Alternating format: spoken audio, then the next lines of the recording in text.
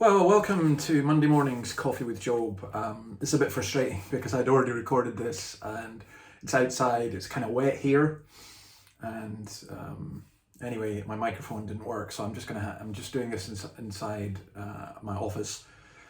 And I hope it records okay for you. Welcome, as I say, to Coffee with Job. This week, we're going to end up looking at what I consider to be possibly the greatest statement of faith ever.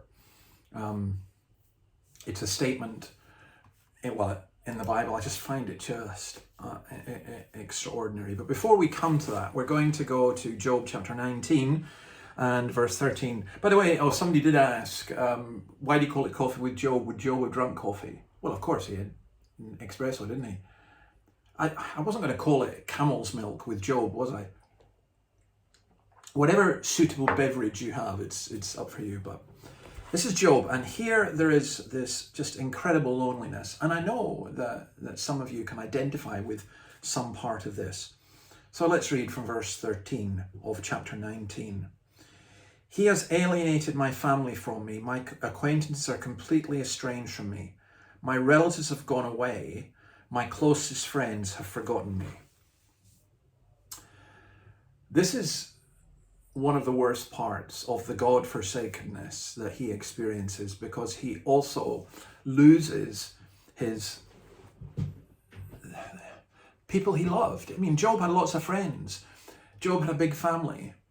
And he's saying here that from the kind of outer circle of his social media friends who defriended him, right up to his closest relatives and best friends who've disowned him, they've gone. Job's passion for God does not mean that he doesn't have a care for human relationships. In fact, I would suggest that your passion for God means that you care more for your human relationships.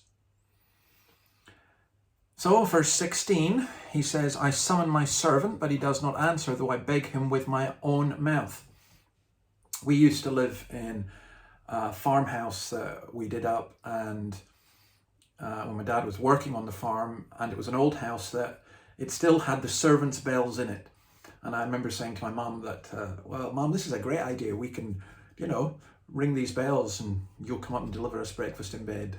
No, that's not the way it's going to be. But imagine if you were used to having servants at your beck and call and then they just despise you. It would have been absolutely horrendous.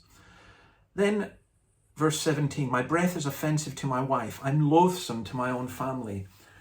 Halitosis. Physically repulsed by someone. And imagine being physically repulsed by your partner. And then, even worse, even the little boys scorn me. When I appear, they ridicule me. Maybe that's not worse. But in Israel's code, that was horrendous, to be ridiculed by children.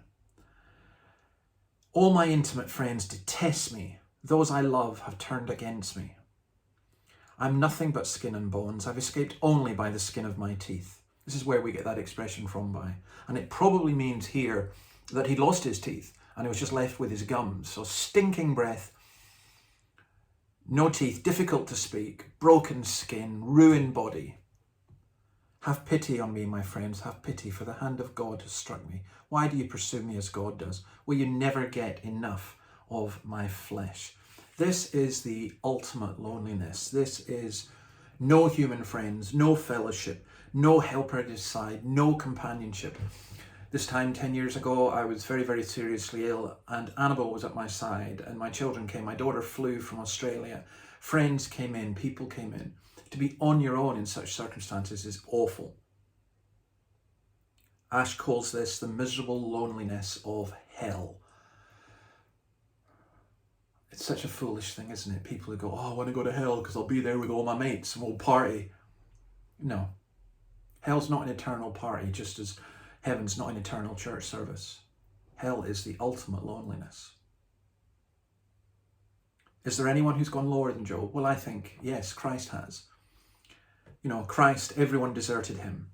The crowds called on him, then shouted to crucify him.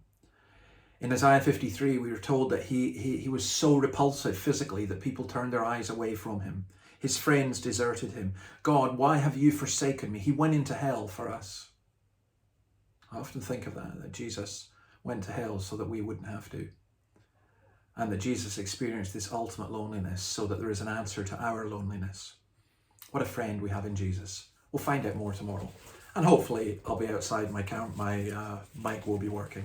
So God bless you and see you tomorrow. Bye.